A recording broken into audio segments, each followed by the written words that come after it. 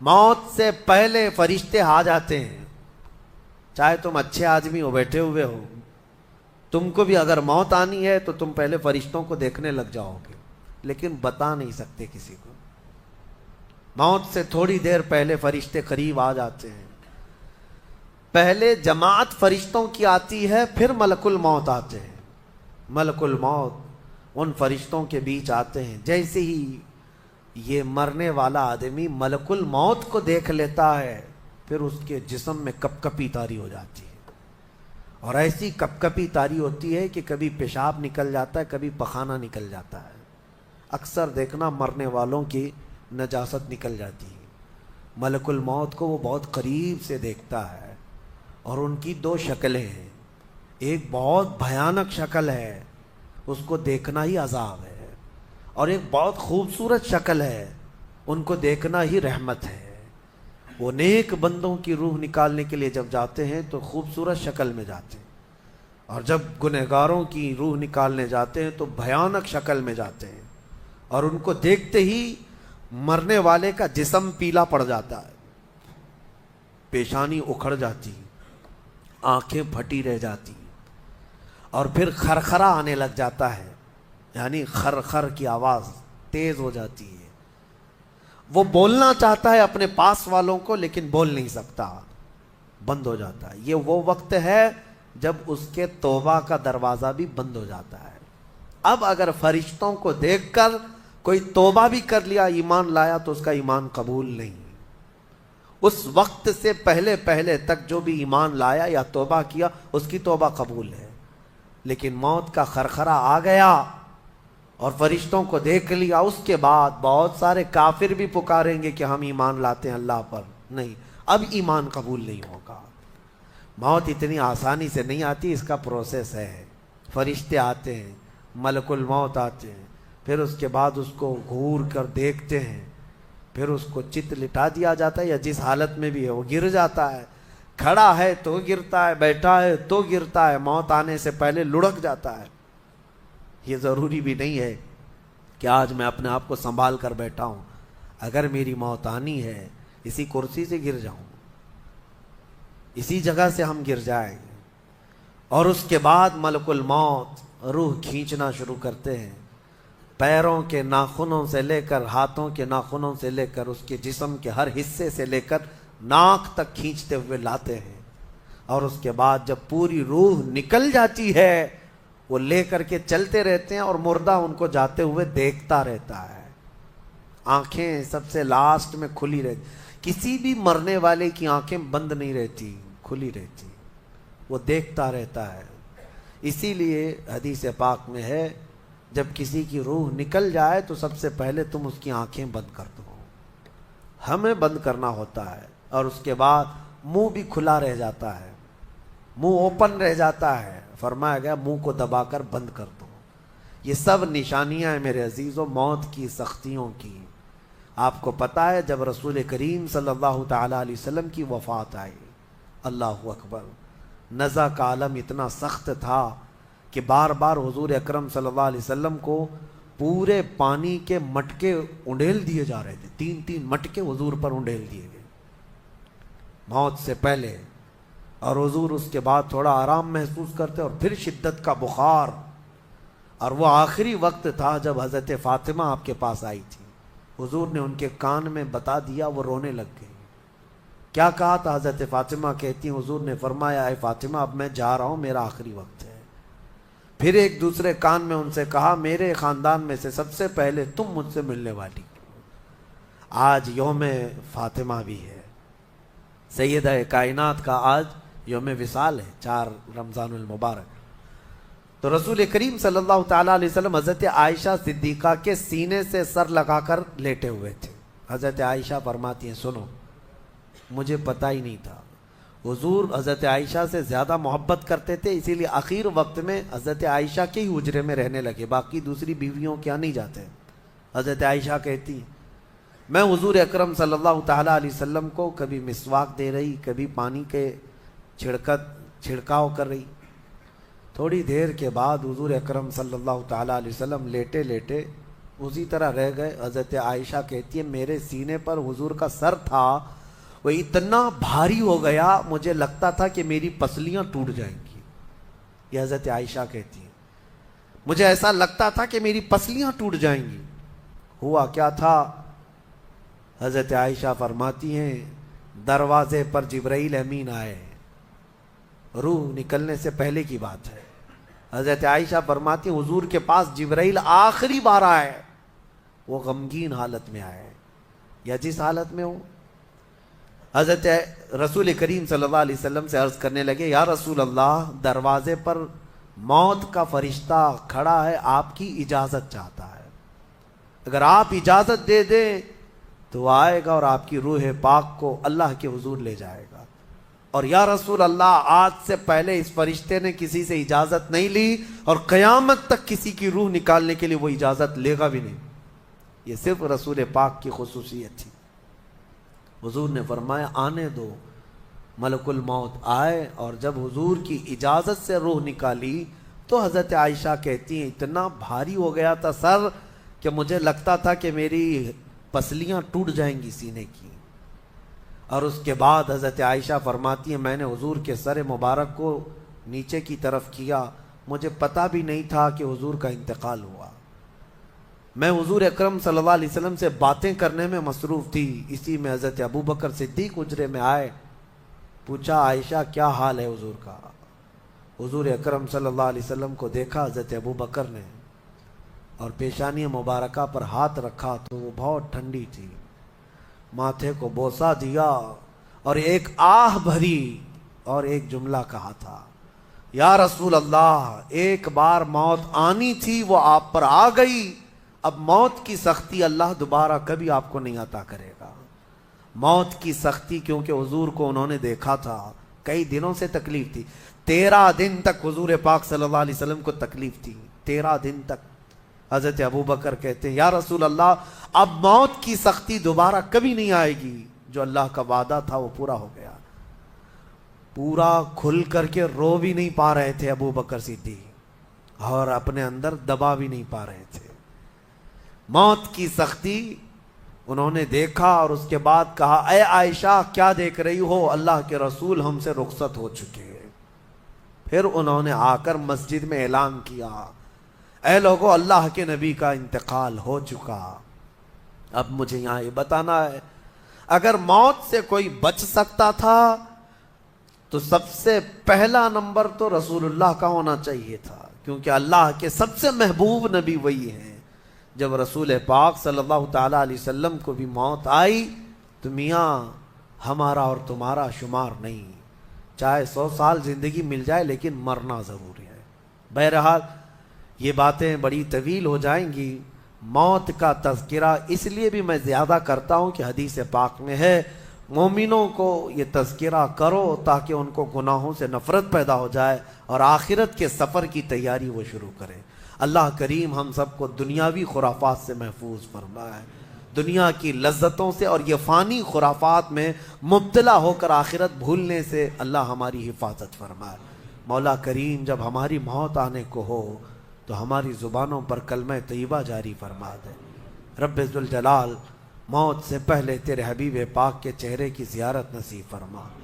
اے کریم خدا، کیا ہی بہتر ہوتا، میں گنہگار ہوں اور بڑے مرتبوں کی خواہش، تو کریم ہے خدایا، تیری بندہ پروری ہے، کیا ہی بہتر ہوتا مولا کہ موت آئے تو رمضان کا مہینہ مل جائے، جمعۃ المبارکہ مل جائے۔ مولا تیرے وعدے کے مطابق ہم قبر کے عذابات اور سوالات سے محفوظ ہو جائیں۔ اے اللہ، آج کی اس تفسیر پاک میں تیری جلال و جبروت اور تیری عزت کا وسیلہ لیتے عرض کرتا ہوں، ہم میں سے جو رخصت ہو چکے ہیں، ہمارے آبا و اجداد، ہمارے باپ، ہماری مائیں، ہمارے رشتہ دار جو قبروں میں برسوں سے اب آرام کر رہے ہیں، اے اللہ تو اس رمضان کے صدقے ان کی مغفرت فرما دے۔ اے کریم خدا، ہمارے گھروں میں عید آ جاتی ہے، رمضان کے آتے ہی دسترخوان بھر جاتے ہیں، ہمارے گھروں میں خوشیاں دوبالا ہو جاتی ہیں، ہمیں نہیں معلوم قبروں والوں کے ساتھ کیا ہوتا ہے، ہمیں پتہ نہیں قبرستان میں ان کے ساتھ کس طرح کی راتیں ہیں اور کس طرح کے دن ہیں۔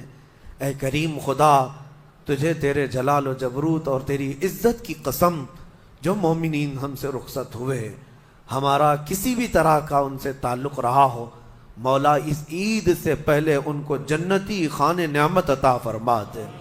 اے اللہ ان سب کو بھی رمضان کی بہاریں عطا فرما۔ تم جہاں کہیں پر بھی جاؤ موت تمہیں آ کر پکڑے گی۔ بروج مشیدہ کا مطلب ہوتا ہے بہت ہی پکے محل میں بھی اگر تم بیٹھ جاؤ، بہت مضبوط محل میں تم بیٹھ جاؤ، موت آنا ہے وہاں پر بھی آئے گی۔ ہم نے دیکھا ہے بڑے بڑے محلات میں رہنے والے بھی، اور جنہوں نے آسمان چھوتی ہوئی عمارتیں بنائی وہ بھی موت کے ہتھے چڑھی گئے۔ موت تو آنا ہے۔ آج ہمارا حال یہ ہوتا ہے کہ دنیا میں اس قدر مصروف ہو جاتے ہیں کہ موت کو بھول جاتے ہیں۔ تمہیں پتہ بھی ہے کہ اچانک آنے والی یہ موت بالکل مہلت نہیں دیتی، بالکل مہلت نہیں دیتی۔ آپ اگر آس پاس میں اپنی نظریں ڈالیں تو آپ کے دوستوں میں کئی جا چکے ہوں گے، جن کی عمر زیادہ نہیں تھی وہ جا چکے۔ موت کے لیے عمر کوئی متعین نہیں ہے کہ بڑھاپے میں آئے گی یا بیماری سے آئے گی۔ اچھے لوگوں کو بھی موت آ جاتی ہے، چلتے پھرتے لوگوں کا جنازہ آ جاتا ہے۔ کسی کے لیے بھی کوئی وقت معین نہیں۔ اور قرآن میں اللہ تعالیٰ یہ فرماتا ہے اگر بندہ موت سے بھاگنے کے لیے، جس کو کہتے ہیں پریکاشن لینا، کہیں جا کر کے محفوظ مقام پر چھپنے کی کوشش کرتا ہے، وہ آئے گی موت۔ بزرگوں نے ایک حکایت لکھی ہے کہ ایک بادشاہ کو نجومیوں نے بتایا تھا کہ فلاں دن تمہاری موت آنے والی ہے۔ نجومی ستاروں کا علم جاننے والے اٹکل پچھو سے کچھ نہ کچھ تو بتا دیتے تھے۔ تو اس بادشاہ کو نجومیوں نے جب دن بتایا، اس دن اس نے کیا کیا، ایک ایسا حجرہ، ایک کمرہ بنایا جس میں کوئی چیز آ ہی نہیں سکتی، کوئی چیز نہیں، صرف اس نے ایک سوراخ رکھا ہوا کے لیے، اور اس میں سے مچھر بھی نہ آ سکے، مکھی بھی نہ آ سکے۔ اس حجرے کے اندر وہ چلا گیا۔ وہ پورا دن اس کو تھا کہ میں موت کو چکما دے دوں گا۔ اور نجومیوں نے یہ بتایا تھا کہ بچھو کے ڈنک مارنے سے تمہاری موت آئے گی۔ اس نے کہا بس مجھے بچھو سے بچنا ہے، بچھو نہ آنے پائے ایسا میں پورا انتظام کر لوں گا۔ اس نے پورا ایک راؤنڈ شیپ کا کمرہ بنایا اور اس میں اندر بند ہو گیا۔ لیکن اس کی ایک کمزوری یہ تھی کہ اس کا گھوڑا تھا، بہت بے حد اس کو عزیز تھا، وہ گھوڑے کو چھوڑ کر کبھی رہتا نہیں تھا۔ اس نے کہا مجھے اور میرے گھوڑے کو بند کر دو، آج موت کا دن ہے، اگر آج کے دن میں نے موت کو چکما دے دیا تو پھر ہمیشہ کی زندگی ہے، ٹائم اگر ٹل گیا تو پھر موت نہیں آئے گی۔ تو وہ اس نیت سے وہ روم کے اندر بند ہو گیا اور لوگوں سے کہا کہ کوئی مجھے نہ دروازہ کھولے اور نہ کسی کے لیے دروازہ کھولے، پورا دن گزرنے دو۔ دن گزرتا رہا، شام کا وقت قریب آیا، اس کے ساتھ تھا اس کا گھوڑا اور وہ کوئی نہیں۔ اتفاق دیکھیں، اللہ رب العزت کی طرف سے جو سبب بننا ہے وہ بنے گا۔ اس کے گھوڑے کو بہت تیز چھینک آئی اور اس کی چھینک سے، اس کی ناک سے بچھو نکلا اور اس بادشاہ کو ڈنک مارا اور وہیں اس کی موت ہو گئی۔ اینما تکونوا یدرککم الموت، اللہ نے فرمایا تم جہاں کہیں رہو موت آ کر پکڑ لے گی۔ ہمارے علاقے میں ایک ڈاکٹر تھے، وہ کارڈیالوجی تھے، ہارٹ کے اسپیشلسٹ تھے، اور ان کے ہاتھ میں بہت سارے ڈاکٹرز پریکٹس کر کر کے بڑے ماہر بنے، ہارٹ کے اسپیشل ڈاکٹر۔ اور یہ اخبار میں بھی بات آئی تھی۔ اس ڈاکٹر کا حال یہ تھا کہ برسوں آپریشن اور سرجری کر کے لوگوں کے ہارٹ صحیح کیے یا بائی پاس کیے، لیکن اتفاق ایسا کہ ایک دن وہ لیب میں اندر ہاسپٹل کے لیبارٹری میں کام کر رہا ہے ڈاکٹر، اور اس کے ساتھ 4 اسسٹنٹ ڈاکٹر بھی ہیں اور نرسز بھی ہیں، سارے کہاں پر، لیب کے اندر، ساری مشینیں بھی موجود ہیں۔ اس ڈاکٹر کو وہیں پر ہارٹ اٹیک آیا، جو ہارٹ کا خود اسپیشلسٹ ہے، اور دوسرے ڈاکٹرز وہاں پر موجود بھی ہیں۔ انہوں نے اٹھایا، اسٹریچر پر ڈالا، آئی سی یو میں ہی تھے، لیب کے اندر موجود تھے، لیکن وہ چند منٹوں کے اندر ڈاکٹر کی موت ہو گئی، نہ کوئی ڈاکٹر بچا سکا، نہ اس کو دوا دی جا سکی۔ سب سے ماہر ہارٹ کا ڈاکٹر ہاسپٹل کے اندر، جو سب سے محفوظ جگہ ہو سکتی ہے بیماروں کے لیے، میاں ہمارے گھر میں کسی کو اٹیک آئے تو دوڑ کر کہاں لے جائیں گے؟ ہاسپٹل۔ اور جو خود کس کے پاس لے جائیں گے؟ ڈاکٹر کے پاس۔ جو خود ڈاکٹر ہے اور خود ہاسپٹل میں بیٹھا ہوا ہے، اس کو ہی اگر آ جائے اور قریب میں ڈاکٹرز بھی موجود ہیں لیکن بچا نہ سکے، یہ رب ذوالجلال کا فرمان، جب وعدہ مکمل ہو جائے تو پھر کوئی طاقت تمہیں موت سے روک نہیں سکتی۔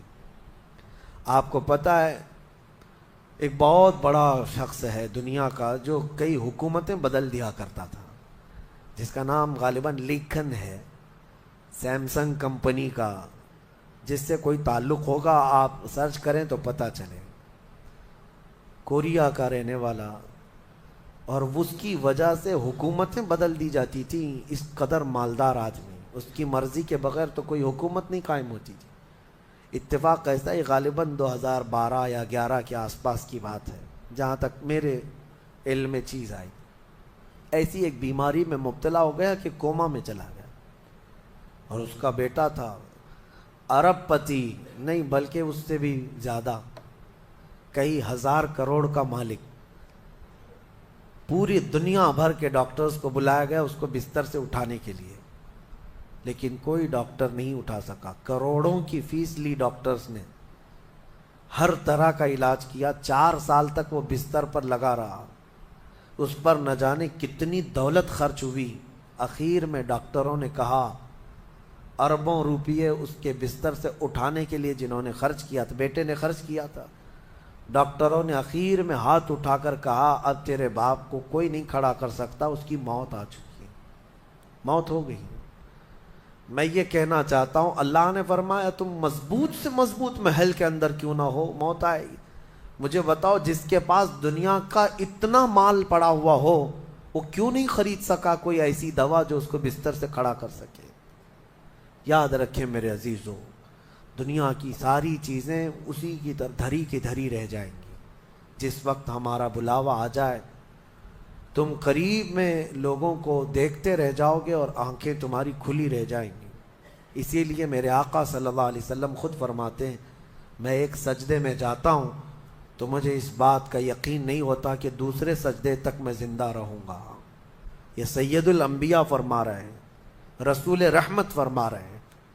اور جس طرح سے آج ہم اپنی موت کو بھول بیٹھے ہیں، گناہوں کی کثرت ہو جاتی ہے، نفس غالب آ جاتا ہے، عیاشیاں شروع ہو جاتی ہیں۔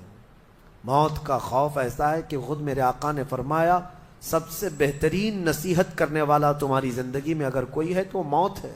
لوگوں کے جنازے دیکھو اور ان کی بے بسی دیکھو، ان کی مجبوری دیکھو، اور اس کے بعد تم بھی محسوس کرو کہ تمہارے ساتھ بھی یہی کیفیت ہوگی۔ وہ چھوٹی سی قبر، وہ چھوٹی سی ایک ایسی قبر جس میں نہ چٹائی، نہ تکیا، نہ اوڑھنا، نہ بچھونا، اور ہاتھ چوڑے کرو تو قبر کی دیواریں لگنے لگ جائے، ہاتھ اٹھاؤ تو اوپر کی تختیاں لگنے لگ جائیں۔ ممبئی والوں کو تو اور بھی چھوٹی قبر ملتی ہے، یہاں تو اتنی چھوٹی ہے کہ ٹیمپرری کھودی جاتی ہے کہ 6 مہینے بعد پھر نکال دینا ہے۔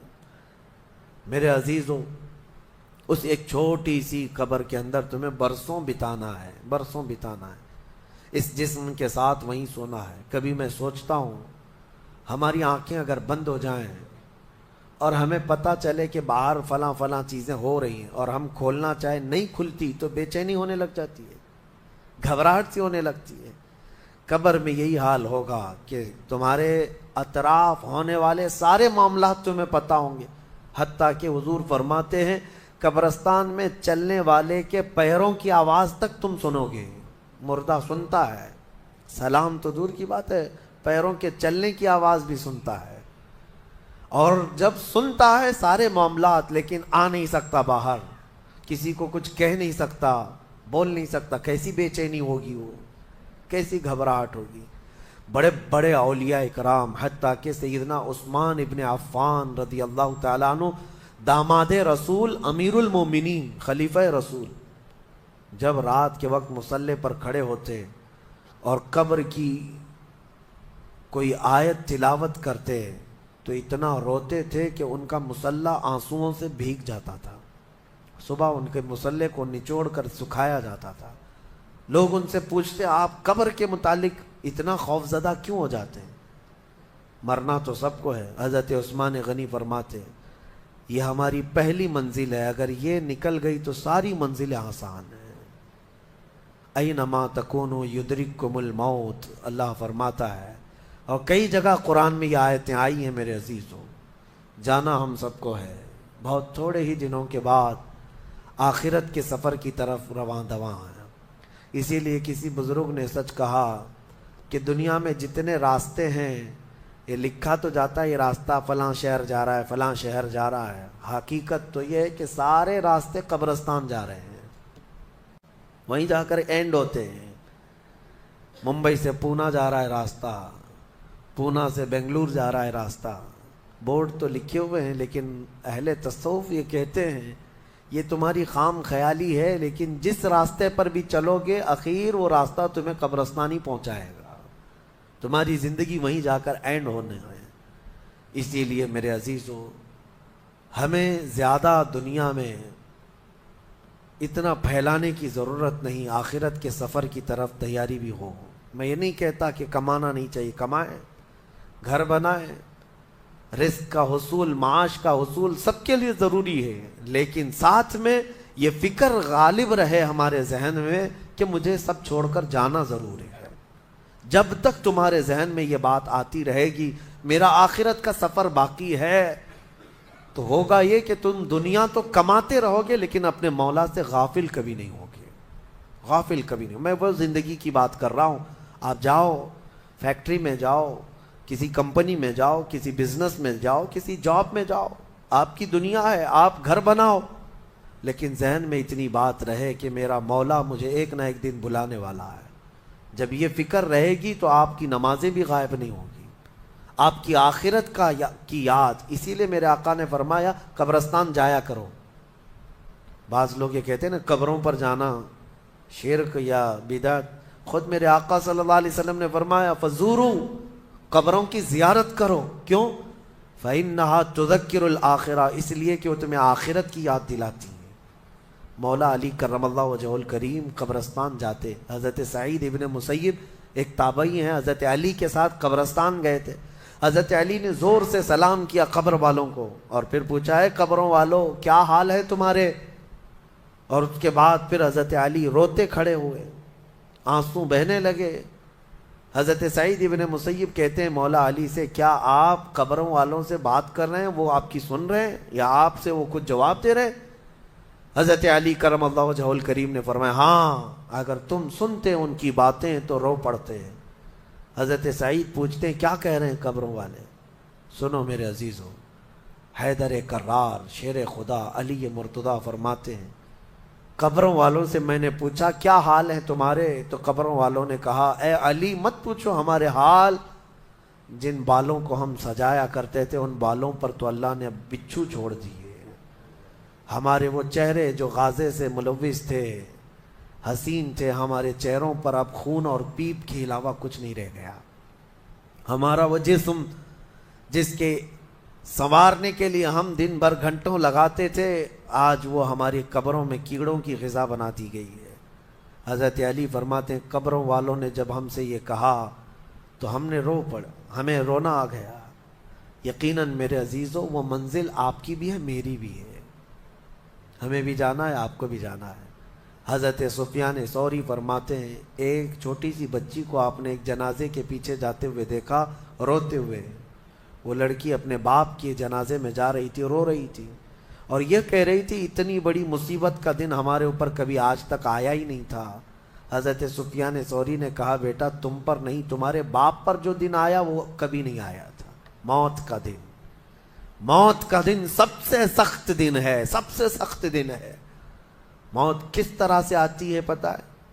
فرمایا گیا جیسے ریشم کے کپڑے کو کانٹوں کی جھاڑی پر ڈال دو اور کپڑا کھینچو، کپڑے کے تار تار نکلتے جائیں گے.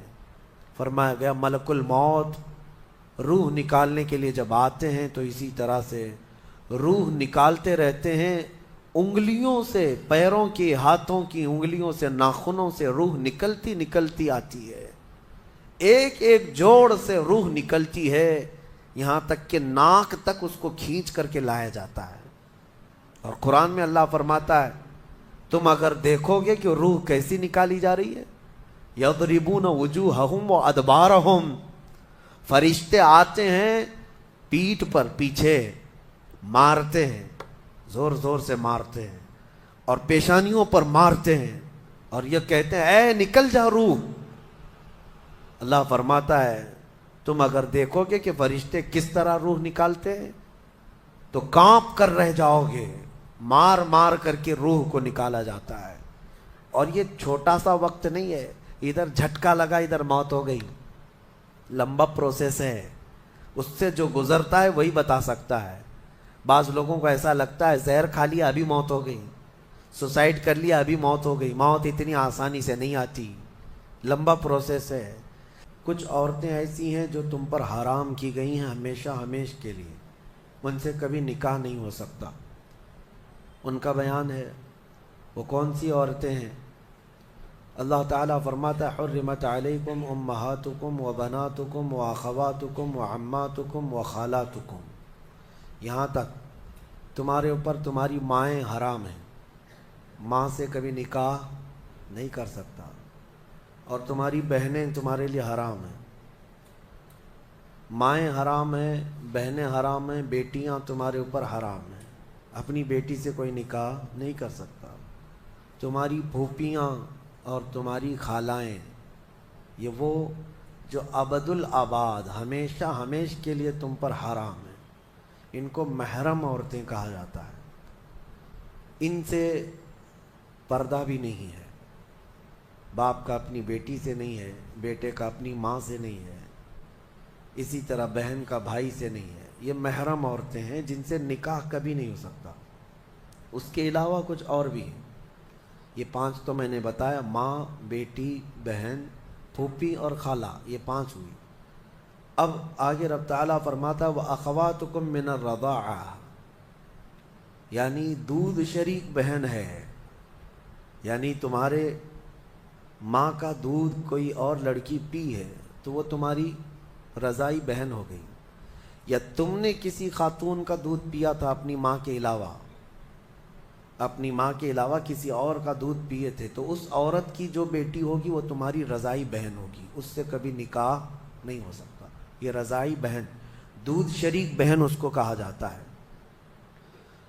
پھر 7ویں نمبر پر وَأُمَّهَاتُ نِسَائِكُمْ، اور تمہاری بیویوں کی مائیں، یعنی ساس سے کبھی نکاح نہیں ہو سکتا، حتیٰ کہ اگر تمہاری بیوی کو تم نے طلاق دے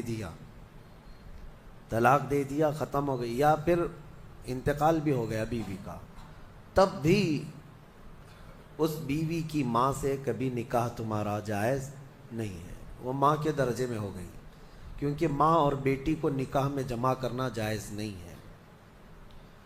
وَرَبَائِبُكُمُ اللَّاتِي فِي حُجُورِكُم مِّن نِّسَائِكُمُ اللَّاتِي دَخَلْتُم بِهِنَّ، یا پھر وہ لڑکی جو تمہاری خود کی تو نہیں ہے لیکن تمہاری بیوی کی لڑکی ہے، یعنی کسی اور شوہر سے ہوئی ہوگی، اس لڑکی کے ساتھ نکاح بھی تمہارا کبھی جائز نہیں ہوگا۔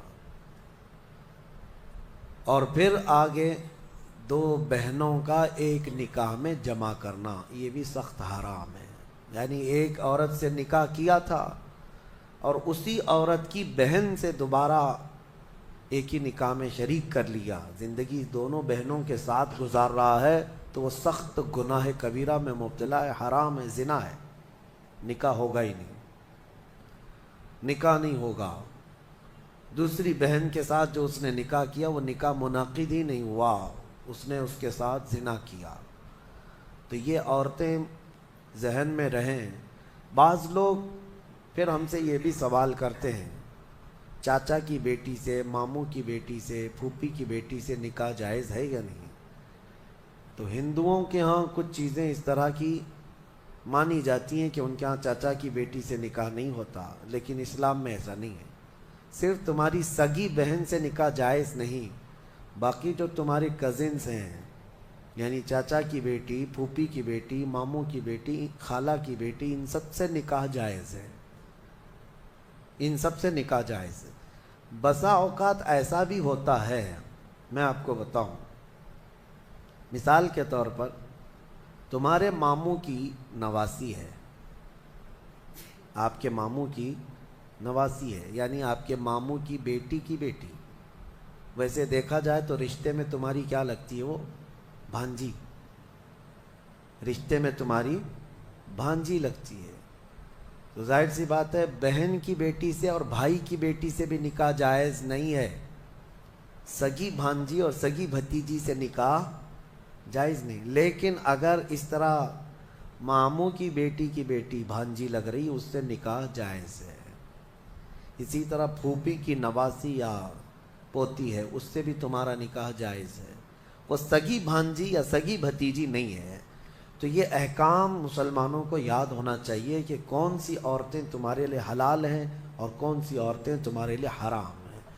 اب ان کے علاوہ جو عورتیں میں نے بتایا، یہاں جو عورتیں میں نے بتایا، ان عورتوں کے علاوہ جتنی بھی عورتیں ہیں جن سے نکاح تمہارا جائز ہے، ان سے پردہ بھی واجب ہے، یہ بات یاد رکھ لیں۔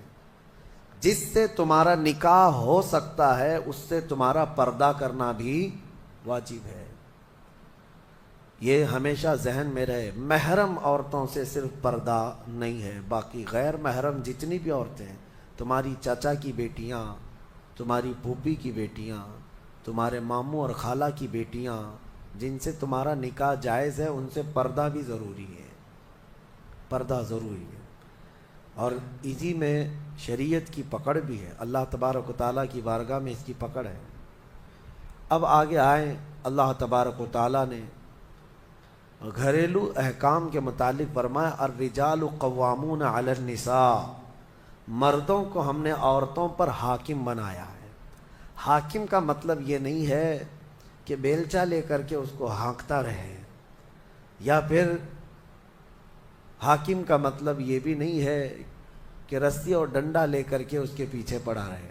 حاکم کا مطلب یہ ہے کہ مرد کو معاش کی تمام ذمہ داریاں دی گئی ہیں، گھر چلانا، گھر کا خرچہ لانا، یہ مرد کی ذمہ داری ہے، اور گھر گرہستی جو اندر کے معاملات سنبھالنا، یہ عورت کے کام ہے۔ اگرچہ آج زمانے میں بدل گیا، کچھ مرد گھر میں بیٹھے ہیں اور عورتیں کام پہ ہیں، انہوں نے فطرت قانون کا بدل لیا ہے۔ اب یہاں پر کچھ لوگ یہ سوال بھی کرتے ہیں کیا عورت کا کمانے کے لیے نکلنا جائز ہے یا نہیں ہے؟ اس سلسلے میں آپ کو بتا دوں، عورت اگر شریعت کی پابندیاں کرتی ہے اور حدود شرع میں رہ کر کے کوئی جاب اس کو لگتی ہے یا کوئی کام کرتی ہے تو بالکل اس کے لیے جائز ہے، کوئی حرج نہیں۔ عورت کا کمانا اسلام میں کہیں پر بھی یہ نہیں کہا گیا کہ ناجائز ہے، جائز ہے، لیکن اس کے شریعت کے جو تقاضے ہیں اگر وہ پورا کر سکتی ہے تو دونوں کو ساتھ میں لے کر کے چلنا چاہے تو چل سکتی ہے۔ لیکن اللہ نے جو قرآن میں فرمایا مردوں کو عورتوں پر حاکم بنایا گیا، مردوں کو عورتوں پر حاکم بنایا گیا، اور اسی سے آپ کو یہ سمجھ میں آ جانا چاہیے کہ آپ کے لیے نان و نفقہ لانا، گھر بنانا، گھر کے اخراجات لانا، یہ مردوں پر ہے۔ کچھ بیچارے بھیکاری لوگ ہیں جو عورتوں کے اوپر اس قدر ظالم بن کر کے بیٹھے ہوتے ہیں کہ وہ سارا خرچہ سسرال سے ہی چاہتے ہیں کہ عورت کا جو مائکہ ہے یا اس کا مرد کا جو سسرال ہے وہیں سے وہ سب کچھ لانا چاہتے ہیں۔ اور ہمارے ہاں شادیوں میں بھی یہی رواج بہت زیادہ ہے، بہت سارے لوگ شادی اس لیے بھی کرتے ہیں کہ بہت زیادہ جہیز لائے گی عورت، بائک لائے گی، کار لائے گی، اسی لالچ میں شادی کرتے ہیں۔ میرے عزیزوں، مرد اللہ نے تمہیں بنایا ہے، تم اپنے ہاتھوں سے کماؤ اور عورت کو کھلاؤ، ایک صدقے کا ثواب ہے۔ اور نہیں کر سکتے تو جہیز کیوں مانگتے ہو؟ مسجد کے باہر کھٹوری لے کے بیٹھ جاؤ، روز آنے جانے والے کچھ نہ کچھ ڈالیں گے، وہ اور زیادہ بن جائے گا۔ بات سیدھی سی ہے، کچھ لوگ آفیشیل طریقے سے مانگتے ہیں اور کچھ لوگ اندر میز کے اندر سے مانگتے ہیں۔ دونوں مانگنے والے ایک ہی ہیں، بھکاری ہیں۔ مردوں کو اللہ تبارک و تعالیٰ نے اس کا حکم نہیں فرمایا۔ عرب میں جا کر کے دیکھیں، شادی کرنے کے لیے جب ہم وہاں یہ کہتے ہیں کہ ہندوستان میں عورت جہیز لاتی ہے، عورت کا باپ کپڑے بھی دیتا ہے، پیسہ بھی دیتا ہے، تو وہ اچھل جاتے ہیں، کیا ایسا بھی ہوتا ہے؟ ہم کو لے چلو، ہمیں وہاں سے شادی کروا دو۔ اس کی وجہ یہ ہے کہ عرب میں آج بھی مہر بہت اونچا ہوتا ہے۔ صرف سعودی کا مہر 50,000 ریال عام عورتیں مانگتی ہیں۔ عام عورتیں 50,000 ریال کی بات کر رہا ہوں، تقریباً 11-12 لاکھ روپے ہو جاتے ہیں۔ تو نارمل مہر جو ہے یہ رکھا جاتا ہے۔ پھر مرد کے اوپر یہ ضروری ہوتا ہے وہ اپنے باپ کے گھر میں نہ لے جائے شادی کر کے، خود کا گھر ہو تو شادی کر۔ یہ سارے وہاں پر ضروریات رکھے گئے۔ بہرحال ہمارے ہاں اگرچہ یہ دوسری قوموں سے رواج آ گیا ہے، لیکن آپ کو بدلنے کی ضرورت ہے۔ کم از کم آپ اپنا نیا گھر نہیں بنا سکتے، بہت کچھ نہیں کر سکتے، تو کم از کم ان گھروں والوں سے، عورت والوں سے مانگنا تو بند کر دو۔ جتنا آپ کے پاس ہے اسی میں خوش رہو۔ اور اللہ کا وعدہ ہے قرآن میں کہ اگر تم فقیر بھی ہو تو اللہ اپنے فضل سے غنی بنا دے گا، غنی بنا دے گا۔ اب ایک اور آیت اس میں آئی ہے، اللہ تعالیٰ فرماتا ہے جب شوہر اور بیوی کے درمیان اختلاف ہو جائے، جھگڑے زیادہ ہو جائیں، تو اللہ نے فرمایا ادھر سے ایک آدمی ادھر سے ایک آدمی آئے، فَبَعَثُوا حَكَمًا مِّنْ أَهْلِهِ وَحَكَمًا مِّنْ أَهْلِهَا إِن يُرِيدَا إِصْلَاحًا۔ اگر وہ لوگ اصلاح چاہتے ہیں تو دونوں کی طرف سے ایک ایک آئے اور بیٹھے۔ اللہ فرماتا يُوَفِّقِ اللَّهُ بَيْنَهُمَا، اللہ ان دونوں کے درمیان پھر سے اتفاق پیدا فرمائے گا۔ اصلاح کی نیت ہونی چاہیے، لیکن مشورہ میرا یہ ہے کہ دونوں طرف کی ساسوں کو نہ لایا جائے۔ ہاں، نہ لڑکی کی اماں کو لایا جائے نہ لڑکی کی اماں کو لایا جائے، فیصلے بگڑ جاتے ہیں۔ کیونکہ برسوں سے ہم نے بھی دیکھا ہے بہت سارے گھروں کو توڑنے میں ان لوگوں کا ہاتھ رہتا ہے۔ ہونا تو یہ چاہیے کہ ماں اپنی بیٹی کو ہمت دے کہ ساری مصیبتیں آتی رہتی ہیں، تکالیف آتی رہتی ہیں، تم آگے بڑھو، نہیں بلکہ وہاں تو وہ اڑنگا ڈال کر کھڑی رہتی ہیں، کیسے تو برداشت کرتی ہے، چھوڑ کر کے آ جا، کب تک پالے گی۔ قرآن کا حکم یہ ہے کہ دونوں کی طرف سے ایک ایک ذمہ دار جائیں۔ اگر اصلاح کی نیت ہے تو اللہ دونوں کے درمیان اتفاق پیدا فرمائے۔